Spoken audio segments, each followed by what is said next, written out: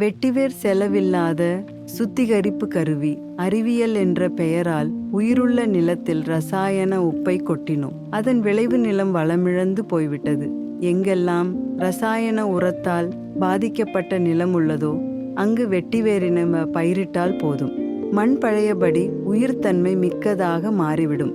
நாகரீகம் என்ற பெயரால் நகரங்கள் முழுக்க சாக்கடைகளை உருவாக்கிவிட்டோம். தொழிற்சாலை கழிவுகளை குடிநீருக்கும் விவசாயத்துக்கும் பயன்படும் ஆறுகளில் கலந்து ஓடச் செய்துவிட்டோம்.